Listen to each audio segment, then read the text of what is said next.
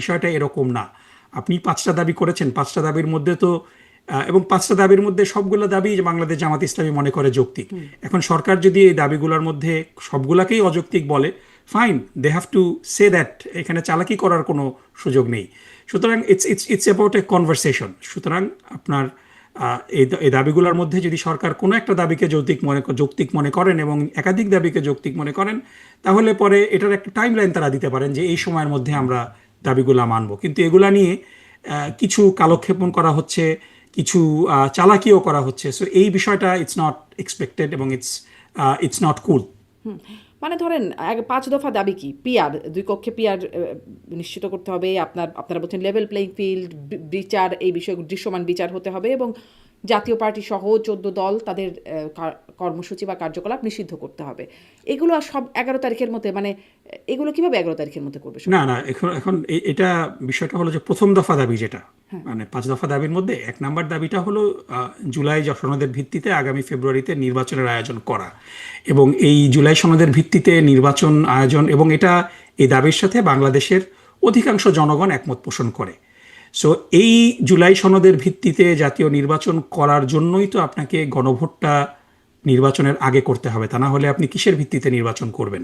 সুতরাং এই বিষয়টার ব্যাপারে একটা সিদ্ধান্ত সরকারের পক্ষ থেকে তো আসতেই পারে। আর বাকি 2 নম্বর যে দাবি, সেটা হলো উভয় কক্ষে পিআর। এর মধ্যে অলরেডি হাফ অ্যাচিভড। দ্বিতীয় দফার যেই অর্ধেক অংশ, উচ্চকক্ষে পিআর অলরেডি জুলাই সনদের মধ্যে অন্তর্ভুক্ত হয়েছে। নিম্নকক্ষে পিআর হয়তো এই নির্বাচনে হবে না, কিন্তু just because something is not gonna happen, আপনি তো you can not give up your passion, দাবি তো জানাতেই পারে। 3 নম্বরটা খুবই গুরুত্বপূর্ণ, সেটা হলো অবাধ এবং সুষ্ঠু গ্রহণযোগ্য নির্বাচনের লক্ষ্যে লেভেল প্লেইং ফিল্ড নিশ্চিত করা। এবং এটা নিশ্চিত করার একটা বড় উপায় হলো যে সমস্ত প্রশাসন ডিসিএসপিকে শাফল করা এবং এটা র্যান্ডম লটারির ভিত্তিতে নিয়োগ করা, কেউ যেন চুজ করে কোনো এলাকায় ডিসিএসপি নিয়োগ না দিতে পারে। 4 নম্বর হলো যে ফ্যাসিস্ট সরকারের সকল জুলুম, নির্যাতন, গণহত্যা ও দুর্নীতির দৃশ্যমান বিচার করা। এবং 5 নম্বর দাবি হলো যে স্বৈরাচারের দোসর যারা ছিল, জাতীয় পার্টি সহ 14 দল, তাদের কার্যক্রম নিষিদ্ধ করা। সো আপনার 5টা দাবির সবগুলা দাবি একদিনে পূরণ হবে সেটা না, কিন্তু প্রথম দফাটা, দ্যাট ইজ ভেরি ইম্পর্টেন্ট। এবং এই প্রথম দফা দাবিটার ব্যাপারে একটা টাইম লাইন, কারণ ফেব্রুয়ারি ঘনিয়ে আসছে, আমাদের নির্বাচনের 100 দিনেরও কম সময় আছে। এবং ফেব্রুয়ারিতে নির্বাচন জামাত ইসলামীর একটা বড় দাবি, কিন্তু সেই নির্বাচনই তো আপনি কোনো আইনি ভিত্তিতে করতে পারবেন না যদি আপনার একটা গণভোট, সেটা জুলাই সনদের বৈধতার জন্য একটা যদি আইনি ভিত্তির জন্য গণভোটটা যদি না হয়। হোয়াট ইফ, আমি হাইপোথেটিক্যালি বলছি যে আপনি বিএনপি যে প্রস্তাব করছে যে আপনি একই দিনে গণভোট এবং জাতীয় নির্বাচন করবেন, এটার অনেকগুলো লজিস্টিক্যাল সমস্যা আছে। সেটা হলো যে মানুষ শুধু মার্কাতে ভোট দিয়ে চলে আসবে, সেকেন্ড পেজ হয়তো অনেকে খেয়ালই করবে না। সো এটার সাথে মানুষ ইউজ টু না।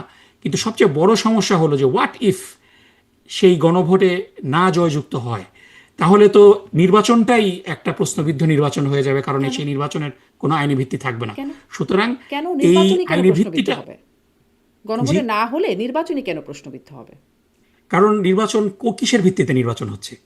জাতীয় নির্বাচনের মতো হয়ে গেল, গণভোটটা না, না। নির্বাচন তো নির্বাচনের মতো হতে পারবে না, কারণ নির্বাচন তো কোনো একটা সাংবিধানিক কাঠামোর মধ্যে দিয়ে হতে হবে। এখন যেই কাঠামোর মধ্যে আছে, ডেফিনেটলি কেয়ারটেকার সরকারের হবে, সেভাবেই তো, মানে সেই সাধারণভাবেই নির্বাচন হবে। সাথে একটা বিশেষ, যদি বিএনপি যেটা বলছে, আর একটা বিষয় থাকবে, সেটি হচ্ছে গণভোটের যেটি। কিন্তু নির্বাচনটা কিসের ভিত্তিতে হচ্ছে? কারণ বাংলাদেশে ট্রেডিশনাল কনস্টিটিউশনাল যেই চেঞ্জ অফ গভর্নমেন্ট আছে, সেখান থেকে তো আমরা একটা ব্রেক নিয়েছি। বাংলাদেশে সংবিধানে বর্তমানে অন্তর্বর্তীকালীন সরকার বলে কোনো কিছু নাই। ডেফিনেটলি হাইকোর্টের একটা রায়ের মাধ্যমে তত্ত্বাবধায়ক সরকার পুনর্বহাল হয়েছে, কিন্তু তত্ত্বাবধায়ক সরকারের মেয়াদ তো 90 দিন। এই 1.5 বছরের বেশি সময় মেয়াদের তো কোনো অন্তর্বর্তী সরকারের কোনো বিধান সংবিধানের মধ্যে নেই। সো জুলাই চার্টার যখন গণভোটের মাধ্যমে আইনি ভিত্তি পাবে, তখন নির্বাচনটা কিন্তু এই জুলাই চার্টারের ভিত্তিতে নির্বাচনটা হচ্ছে। সুতরাং আপনার কোনো আইনি জটিলতা থাকলো না। কিন্তু এর আগে হয়েছে না 11 সরকার বা তত্ত্বাবধায়ক 11 সেই সেনা শাসিত, না সেগুলো তো হয়েছে, সেটিকে বৈধতা দেওয়া হয়েছে। তো এই সরকার, পরের সরকার এসে বৈধতা দেবে না। বিষয়টা হলো যে নজিরবিহীন তো না বিষয়টা। 11 সময় তো কেয়ারটেকার সরকারের বিধান সংবিধানে সংযুক্ত ছিল এবং সেটি তো সে 3 সময় মাসের মার্শাল ল সংবিধানে ছিল, তারপর সেটি তো বছর 18 মাস হয়ে গেল, পার হয়ে যাচ্ছে, তারপরে নির্বাচন হলো 2 বছর। না এটা তো একটা সাংবিধানিক জটিলতা তৈরি করেছিল, কিন্তু এবার আমরা সেই জটিলতার মধ্যে যেতে চাচ্ছি না। আমরা গণভোটও তো একটা সংবিধানে আইনি নাই আমাদের, সেটাও বা কি করে জি করবেন?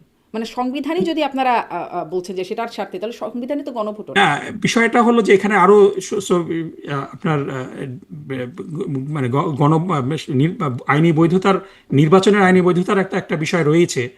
দ্বিতীয় বিষয় হলো যে এখানে এমন কিছু বিষয় আছে, যেমন অলমোস্ট 14টা বিষয়ে বিএনপি নোট অফ ডিসেন্ট দিয়েছে। সো নোট অফ ডিসেন্ট দেওয়ার অর্থ হলো যে আমরা এটা চাই না। সুতরাং তারা যখন ক্ষমতায় আসবে তখন কিন্তু ওই বিষয়গুলোকে তারা they will not be interested. এর আগেও আমাদের যদি অভিজ্ঞতাগুলো আমরা দেখি যে 1990 সালে স্বৈরাচার বিরোধী আন্দোলনের পরে 3 জোটের রূপরেখার কথা আপনার মনে আছে। সেই 3 জোটের রূপরেখাতে কেয়ারটেকার সরকার অন্তর্ভুক্তি একটা বড় দাবি ছিল, বিচার বিভাগিক পৃথকীকরণের একটা দাবি ছিল, সাথে সাথে যে বিশেষ ক্ষমতা আইন বাতিলের একটা দাবি ছিল, যেটার কারণে যে কোনো ব্যক্তিকে হ্যারাস করা যায়। আজ পর্যন্ত কিন্তু সেই বিচার বিভাগ পৃথকীকরণ হয়নি। আহ, সেই বিশেষ নিরাপত্তা আইন কিন্তু এখনো বাতিল হয়নি, বহাল তবিয়তে আছে।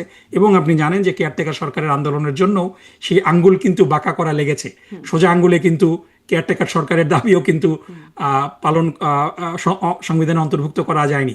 সেই একটা মানে একটা কি বলা যায় যে একটা একটা আহ, অনিয়মতান্ত্রিক একটা নির্বাচন হলো। সেই নির্বাচন খুব অল্পস্থায়ী হলো। সেই নির্বাচনের মাধ্যমে ভ্যালিডেট করে কেয়ারটেকার সরকারের দাবি বাস্তবায়িত হয়েছিল। প্রশ্নটা সো আমার ছিল এই যে যে বিষয়গুলো, গণভোটের সো সাথে, মানে এটা জাতীয় একটা নির্বাচনের রাজনৈতিক বৈধতা দল কিভাবে যখন গণভোট ক্ষমতায়, হবে, এটা আমার প্রশ্ন ছিল। কিন্তু আপনি যখন এই প্রসঙ্গ বলছেন যে কেয়ারটেকারের জন্য আপনাদের আঙ্গুলটা বাঁকা করতে হয়েছিল, কিন্তু তারপর যখন কেয়ারটেকারটা বিতর্কিত হয়ে গেল, সেই যে বিচারপতিদের বয়স বাড়িয়ে দেওয়া হলো, বিচারপতি কে এম হাসান সেটি নিতে অস্বীকার করলেন, তারপরে সংবিধানের সবগুলো বিকল্প, 4টি বিকল্প বাদ রেখে ইয়াজউদ্দিন আহমেদ হয়ে গেলেন প্রধান নির্বাচন কমিশনার। একপাক্ষিক একটা নির্বাচন যখন হতে যাচ্ছিলেন, তখন একে একে উপদেষ্টারা পদত্যাগ করছিলেন।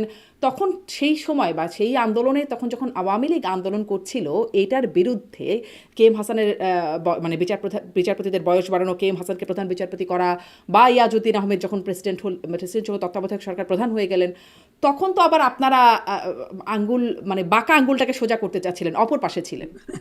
না, এটা এভাবে সরলীকরণ করাটা মনে হয় ঠিক হবে না। ডেফিনেটলি এটা দুঃখজনক। আপনি যেই প্রেমিসটা বললেন, এটা ডেফিনেটলি আমি একেবারে উইদাউট এনি হেজিটেশন আমি বলবো যে ইট ওয়াজ আনফর্চুনেট। বিচারপতিদের বয়স নিয়ে যেই কাজগুলো করা হয়েছে, সেই কাজগুলো খুবই দুঃখজনক। ডেফিনেটলি সে সময় বাংলাদেশ জামাত ইসলামী সেই জোটের শরিক ছিল। প্রাইভেটলি বাংলাদেশ জামাত ইসলামী, আমি দায়িত্ব নিয়ে বলতে পারি যে বাংলাদেশ জামাত ইসলামী বিষয়টা পছন্দ করেনি, কিন্তু পাবলিকলি তারা কোনো স্টেটমেন্ট দেওয়ার মতো অবস্থায় সে সময় ছিল না। সো এটা হলো একটা বিষয়। এই কারণেই জুলাই সনদটা দরকার, যে স্টেটমেন্ট আপনি না ইচ্ছা দিলেও করলেই। আওয়ামী লীগ যখন আন্দোলন করছিল, তাদের সেই মানে না, আমি সেখানে যাচ্ছি। সহিংস আওয়ামী আন্দোলন, লীগের, তখন তার আন্দোলনের অপরপক্ষে আপনারা ছিলেন, আপনাদের সাথেই এই না আমরা সহিংসতা। না, আওয়ামী লীগের আন্দোলন তো এটা কোনো ওখানে আমরা আসছি যে এই মানে আপনার এই বিচারপতির বয়স বাড়ানো, এই বিষয়গুলো খুব আনফর্চুনেট এবং এটা করা হয়েছে, এটা এটা হঠকারী বলতে হবে। কিন্তু আওয়ামী লীগ কিন্তু, আপনি যদি বলেন যে আওয়ামী লীগের আন্দোলনগুলো, আওয়ামী লীগের আন্দোলনের প্রেক্ষাপট আপনি জানেন যে 2006 সালের 28শে অক্টোবর সরকারের যেই শেষ দিন ছিল, সেখানে একেবারে সাপের মতো মানুষকে যে পিটিয়ে রাস্তার উপরে 28শে অক্টোবর হত্যা করেছিল, সেই মানে ফ্যাসিবাদের সূচনা কিন্তু 28শে অক্টোবর 2006 সালেই। এবং মানে ডেফিনেটলি এই এই এই বিষয়টাকে ওসিলা করে আওয়ামী লীগ 111-এর ক্ষেত্রটাই প্রস্তুত করেছিল with prescription of different foreign government. এটা পরবর্তীতে আমরা দেখেছি যে বিভিন্ন রাজনৈতিক ব্যক্তি যারা আমাদের পার্শ্ববর্তী দেশের প্রেসিডেন্ট ছিলেন, তাদের যেই বায়োগ্রাফি, সেখানে কিন্তু তারা বলেছেন। সো এটাকে ওইভাবে নিয়মতান্ত্রিক আন্দোলন বলে না, সরলীকরণ নিয়মতান্ত্রিক করা বলছেন, হবে না। সহিংস আন্দোলন এবং বলছেন। এখানে আমি আরেকটু বলে রাখি যে সেই সময় যে পুরা জাতির সামনে একটা প্রতারণা করা হয়েছিল 2 মহাসচিবের সংলাপের নামে। আব্দুল জলিল এবং মান্নান ভূঁইয়া দুইজন পুরা জাতির সাথে তামাশা করেছেন তারা, এবং এটা নিয়েও কিন্তু তারা পরবর্তীতে বলেছেন যে তারা আসলে কোনো কথাবার্তাই বলেননি, তারা নিজেরা খোশ গল্প করেছেন, কিন্তু জাতিকে বুঝিয়েছেন যে তারা খুব সিরিয়াস বিষয়ে কথা বলছেন, এবং পরবর্তীতে মান্নান ভূঁইয়া কিন্তু বিএনপিকেও ওন করেনি, বিএনপি থেকে পদত্যাগ করে তিনি অন্য একটা রাজনৈতিক দল করেছেন। সো এটা আমাদের জন্য দুর্ভাগ্যজনক যে এরকম ব্যক্তিরা দায়িত্বপ্রাপ্ত হয়ে দেশকে সংকটের মুখে ফেলেছেন, এবং এই সংকটের জন্যই পুরা দেশকে গত 2006 থেকে শুরু করে 2025 সাল পর্যন্ত, 2024 সালের 5ই আগস্ট পর্যন্ত পুরা জাতি একটা চরম মূল্য দিয়েছে। সেই হাজার সংকটের হাজার কারণে মানুষ। যে পেছনে যে সংকটের পেছনে যে কারণটা আপনিও অ্যাগ্রি করছিলেন, আপনারা কি নিজেদেরকে দোষী মনে করেন তার জন্য? মানে সেখানে আপনারাও সেই সময় সরকারের সঙ্গী ছিলেন বা জোট সঙ্গী না, ছিলেন? ডেফিনেটলি আমাদের আমাদের আমাদের আমাদের রাজনৈতিক কার্যক্রম যদি আমরা দেখি দীর্ঘদিন ধরে, ডেফিনেটলি রাজনৈতিক সিদ্ধান্ত তো ভুল ত্রুটির ঊর্ধ্বে কেউই না, জি, তাই না? সো আমাদের আমাদের রাজনৈতিক ভুল তো হতেই পারে, আচ্ছা, এবং সেটি রাজনৈতিক ভুল। ডেফিনেটলি অবশ্যই এই আমি বিষয়টা যেটা আমার আপনাকে আরেকটি অনুষ্ঠানে জামাতের আমিরও আমি বলেছেন যে এখানে নিশ্চয়ই ভুল স্বীকার করেছিলেন হ্যাঁ, তিনি। ডেফিনেটলি, অতএব এবং এখানে এটা আমি এখানে আমি না যাই, আমি কিন্তু ওই যে আরেকটু ওই বিষয়টা আমরা স্বর্ণাপা, আসলে কয়েকটা সুনির্দিষ্ট বিষয় আসতে এক চাচ্ছিলাম। মিনিট একটু যদি জি, সময় শেষ নেই, যে করেন। আমি ডেফিনেটলি এখানে দায়িত্ব নিয়ে বলতে পারি যে এই বিষয়টা, যে বিচারপতিদের বয়স নিয়ে বয়স বাড়ানোর ব্যাপারে বাংলাদেশ জামাত ইসলামীর পক্ষ থেকে বিএনপির বেগম খালেদা জিয়ার কাছে এই ব্যাপারে বারবার পরামর্শ দেওয়া হয়েছিল যে এটা it will B A problem. So but আমি সাথে সাথে এটাও বলবো যে বাংলাদেশ জামাত ইসলামের পাবলিক কিছু স্টেটমেন্ট আসা উচিত ছিল, বা যেটা প্রেসিডেন্ট আমরা তখন দেখিনি। ক্ষমতা সো নিয়ে নেওয়া, ইট তত্ত্বাবধায়ক কুড হ্যাভ সরকারের বিন প্রধান বেটার। হওয়া, এই বিষয়টাও তখন হয়েছিল আপনাদের সেই সময়টিতেই। যাই হোক, আমি আসলে প্রশ্ন করছিলাম যে গণভোট কিভাবে জাতীয় নির্বাচনকে বৈধতা দেবে, আর গণভোট ছাড়া কেন জাতীয় নির্বাচন বৈধতা পাবে না? সাংবিধানিক বৈধতার কথা আপনি বলছেন, গণভোটই যেখানে সাংবিধানে নাই। না না, গণভোট সংবিধানে নেই বিষয়টা তো এরকম না। বাংলাদেশে ইতিপূর্বে আমরা দেখেছি যে গণভোট, এবং সবচেয়ে বড় কথা হলো এখানে যে আমরা যদি গণভোটের ইতিহাসগুলা দেখি, যে বাংলাদেশে ইতিপূর্বে যে গণভোটগুলা হয়েছে সেই গণভোটগুলা কিন্তু একেবারে 2-3 মাস সময় নিয়ে যে হয়েছে সেটা না। বাংলাদেশ সংবিধানের দুইটা ধারা, 142A এবং 150, এই দুইটা ধারাতেই কিন্তু গণভোটের বিষয়টা আছে, এবং তার আগে একটা সরকারি প্রজ্ঞাপন দেওয়ার প্রয়োজন হয়, যে 1977 সালের 30শে মে যে প্রথম বাংলাদেশে গণভোট হয়েছিল, এবং এটা সামরিক শাসনের আন্ডারে। তারপরে 1980-র দশকে এরশাদ সরকারের প্রস্তাবিত গণভোট, যেটা বাস্তবায়ন হয়নি। 1990-91-তে গণতন্ত্র পুনঃপ্রতিষ্ঠার আন্দোলন বিষয়ে গণভোট হয়েছে। তারপরে সো এই যে আমরা গণভোটে 4টা গণভোট যে আমাদের হয়েছে, প্রত্যেকটা গণভোটের আমরা যদি টাইম লাইন দেখি, যে ম্যাক্সিমাম টাইম লাইন ছিল 28 দিন এবং মানে মিনিমাম টাইম লাইন ছিল 14 দিন। সুতরাং মানে গণভোটের কারণে জাতীয় নির্বাচন পিছাতে হবে, পেছানো মানে জাতীয় নির্বাচন দেরি হয়ে যাবে, ঝুঁকির মধ্যে আপনি পড়বে, যদি সময়ের বিষয়টা কথা কিন্তু বলেন এটা না, তাহলে বরং আমি একটু উল্টা। এটাও বুঝতে গণভোট চাই। না হলে আপনি জাতীয় নির্বাচনকে প্রশ্নবিদ্ধ করে ফেলছেন, জি, এবং মানে জুলাই সনদ বাস্তবায়নটাকে আপনি মানে এটা একটা হুমকির মুখে ফেলে দিচ্ছেন। জি, গণভোট না হলে জাতীয় নির্বাচন কিভাবে প্রশ্নবিদ্ধ সেটা আমি খুব স্পষ্ট হচ্ছি না, কিন্তু এটা একটু জিজ্ঞাসা করতে চাই। সময়সীমার কথা আপনি যে বলছেন, আপনারা বলছেন নভেম্বরের মধ্যেই হতে হবে, নভেম্বরে তো এখনো চলছে আর কি। এই গণভোটের বিষয়বস্তু 48টা দফা, সেটি নিয়ে আপনারা প্রচারণাও তো চালাচ্ছেন না। মানুষ কি বুঝবে? আমি মানে মানে গণভোটের এই 48 দফাতে কি আছে? সংবিধান সংস্কার, যেখানে বাংলাদেশের 23% মানুষের সাক্ষরতা জ্ঞানী নাই, সেখানে সংবিধানের এই মানে 48টা সংস্কার সম্পর্কে গণভোট নেবেন, গণমানুষ বুঝতে পারছে 48টা বিষয়? এটা তো গণভোটের যখন তফসিল ঘোষণা করা হবে তখন এটার দায় দায়িত্ব তো সরকার এই 48টা দফা নিয়ে তারা প্রচার প্রচারণা করবে, এবং মানে ডেফিনেটলি একটা তো আপনি মানে ঠিক আছে, আমি বুঝলাম যে মানুষ বোঝে না, তাহলে পরে কি জুলাই চার্টারের দরকার নেই? আপনি জুলাই চার্টারকে কিভাবে মানে সাধারণ মানুষকে মনে হয় যে এত আন্ডার এস্টিমেট করাটাও মনে হয় ঠিক না। ডেফিনেটলি দফাগুলা অনেক, কিন্তু বাংলাদেশের মানুষ যথেষ্ট সচেতন, এবং ডেফিনেটলি যদি বাংলাদেশের মানুষ না আপনি বুঝে ভোট বিশ্বাস দিবে না করেন, মানে কিংবা আপনি না ভোট দেবে। আপনি ধরেন আপনি বাংলাদেশের সাধারণ মানুষ, রিক্সাওয়ালা, যারা বেবি ট্যাক্সি চালাচ্ছে, যারা মুদি দোকানে বসছে, এমনকি যারা আমাদের গণমাধ্যম কর্মীরা আছেন, আমরাও 48টা দফা সম্পর্কে জানি না। আমি আমার বিশ্লেষকরা যারা কথা বলেন এর উপরে, তাদেরকেও জিজ্ঞাসা করি, আপনারা 48টা দফা পড়েছেন, জানেন? তারাও আসলে অ্যাপারেন্টলি একটা ধারণা রাখছেন, তারা জানেন না 48 দফায় কি আছে। সেখানে আপনি কিভাবে আশা করছেন যে বাংলাদেশের এই গণমানুষ 48টা দফা বুঝে গেছে? সো তাহলে আমি আপনাকে পাল্টা প্রশ্ন করি, সো 48 দফা খুব কমপ্লিকেটেড, মানুষ বোঝে না, মানে তার অর্থ এটা কি এটাই দাঁড়ায় যে আমার তাহলে জুলাই চার্টারের গুরুত্ব নেই, না, এটাকে তা বাস্তবায়ন না। আমরা করব না? সেটি আসলে গণভোটের যোগ্য কিনা সেটা আমি জিজ্ঞাসা করছি। গণমানুষ না, যদি না গণভোট বোঝে তো তাহলে হতে, গণভোট কিভাবে হবে? না মানে আপনি মানুষের মতামত নেয়ার তো উপায় হলো কয়েকটা, যে আপনি যদি নির্বাচনের দিনও গণভোটে দেন, সেই প্রশ্নটা তো রয়ে যায় যে তাহলে তখন এখন বুঝবে না মানুষ, জি, আপনি নির্বাচনের দিন সময় গণভোট নিয়ে দিলেন। প্রশ্ন না, গণভোট নিয়েই প্রশ্ন আসলে। আমি প্রশ্নটা গণভোট নিয়েই করছি।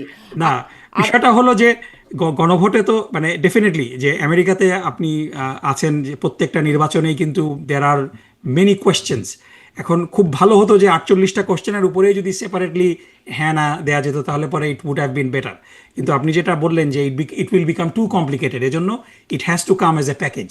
এবং সেই প্যাকেজটা 48টা দফার মধ্যে সবগুলো দফা কিন্তু মানে ওই রকমভাবে মিনিংফুল না। আপনার গুরুত্বপূর্ণ দফাগুলো হলো যে কেয়ারটেকার সরকার ব্যবস্থার পুনর্বহাল, তারপরে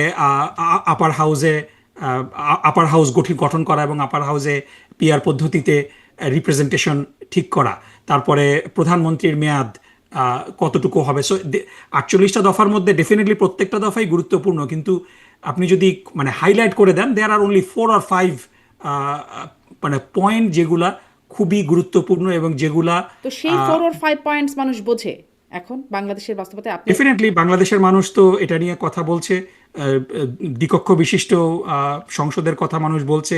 ডেফিনেটলি 2 টার্মের বেশি প্রধানমন্ত্রী থাকা যাবে না, এটা নিয়ে তো সাধারণ মানুষ, মানে এটা তো সাধারণ মানুষের না বোঝার কথা না। বাট দ্য থিং ইজ, যখন স্কেডিউল ঘোষণা করা হবে তখন সরকারের পক্ষ থেকে প্রচারণা আরও চালানো হবে। জি, সো মানুষ যদি না বুঝে, ডক্টর নকিবুর রহমান, দে এক উইল করোনার ভোট সময় নো। এক লকডাউন, আমি সেদিন এই প্রসঙ্গটা বলছিলাম, এক লকডাউন, শুধুমাত্র লকডাউন, এই বিষয়টা বোঝানোর জন্য মানুষ আর্মি নামাতে হয়েছে বাংলাদেশে। মানুষকে মোটামুটি পিটিয়ে বোঝাতে হয়েছে যে এটা লকডাউন, এটা এই ব্যাপারটা হচ্ছে এরকম। আর এখানে তখন তো সংবিধান ফ্যাসিস্ট সরকার সম্পর্কিত, ক্ষমতায় ছিল। সংবিধান, ফ্যাসিস্ট সরকার তো পিটানো ছাড়া কিছু জি, বোঝে না, অন্য দেশে তো সংবিধান লকডাউন মানে ওটা বোঝানোর মানুষের জন্য। জীবনের স্বার্থেই ছিল অন্ততপক্ষে ওই জায়গাটা। সবাই তখন সমর্থনও দিয়েছিল, রাজনৈতিক নেতা, ওই একটা জায়গায় অন্ততপক্ষে, যেটি আসলে জীবন রক্ষার স্বার্থেই দরকার। কিন্তু না দেখেন, মানুষকে কিন্তু আপনি বোঝানোর এটা দায়িত্ব বলেন। জি, সরকারের, জি, জনগণকে বোঝানোর দায়িত্ব সরকারের এবং রাজনৈতিক দলগুলার। এবং মানে at the end of the day মানুষের প্রতি তো জনগণের প্রতি আস্থা রাখতে হবে। যারা বুঝে, যদি মানুষ না বুঝে হয়তো তারা ভোটদান থেকে বিরত থাকবে, কিন্তু যারা বোঝে তারা ভোট দেবে। এবং অধিকাংশ মানুষ যদি জুলাই চার্টার পছন্দ না করে, তখন জনগণের মতামতকে সবাই শ্রদ্ধা করে মেনে নিবে যে ঠিক আছে, এই জুলাই চার্টার মানুষ পছন্দ করছে না, কিন্তু এই জুলাই চার্টার পাশ হয়ে যাবে, এই জুলাই চার্টারের কিছু জিনিস আমি পছন্দ করছি না, এই ভয়ে এটাকে গণভোটে দেওয়া যাবে না, এটা তো গণবিরোধী রাজনীতি হয়ে গেল না? মানে গণমানুষ বুঝতেই যদি না পারে তাহলে সেটিকে দেওয়া, আমরা কেন মনে করছি যে জনগণ বুঝতে পারবে না? জনগণকে এতটা আন্ডার এস্টিমেটও তো করাটা এতটা জনগণের আন্ডারএস্টিমেট প্রতি না। আমি আমি শ্রদ্ধা রাখা জানি না। 48টা, আমি অনেক মানুষের সাথে কথা বলেছি, প্রতিদিন আমার বিশিষ্ট ব্যক্তিদের সাথে কথা হয়, তাদেরকে জিজ্ঞাসা করেছি। আসলে আমি দেখিনি আসলে কেউ এই 48টা দফা পড়ে সবাই বুঝতে পারছেন, সাধারণ মানুষ তো এটা দূরের এটা কথা। খুবই খুবই খুবই দুঃখজনক, কারণ 48টা দফা যেদিন জুলাই চার্টার সই হলো, এখন 48টা দফা আমাকে মুখস্থ বলতে বললে আমি মুখস্থ বলতে পারবো না, কিন্তু আমি প্রিটি শিওর যে আমি অ্যাটলিস্ট 25-26টা দফা যেগুলো গুরুত্বপূর্ণ সেগুলো আমি বলতে পারবো। সো একজন মানে দায়িত্বশীল ব্যক্তি যদি দাবি করে যে আমি 48টা দফা কি কি সই হলো আপনার ধরেন আমি আপনার জানি না, গ্রামের বুঝি বাড়িতে না, বা আপনার এটা দেশে তো যে বাড়িতে অদায়িত্বশীল বাসা, হয়ে যে গেল না? মানুষটি গৃহ পরিচারিকা বা আপনার সহায়ক হিসেবে কাজ করেন, তিনি জানেন 48টা দফা কি আছে? আমি প্রিটি শিওর বা যে তিনি গাড়ির যদি চালক রাজনীতি জানেন? সচেতন হন, তিনি 48টা দফাই যদি যদিও না জানেন, কিন্তু মেজর যে জায়গাগুলো, যে কেয়ারটেকার সরকারের পুনর্বহাল, টার্ম লিমিট, আপার হাউস, তারপরে জুডিশিয়ারি পৃথকীকরণ, এই এই এই জিনিসগুলা সচেতন মানুষ হিসাবে জানাটা গুরুত্বপূর্ণ এবং জানার দায়িত্ব কিন্তু প্রত্যেকের। কেউ যদি না জানে, তাহলে পরে আপনি কিন্তু তাকে জোর করে জানাইতে পারবেন না। সুতরাং এই দায়িত্ব সরকারের পক্ষ থেকে, they need to do a better job disseminating information. কিন্তু এই ইনফরমেশন ডিসিমিনেট হওয়ার পরও যদি কেউ বলে যে আমি জানি না, এটা আনফর্চুনেট।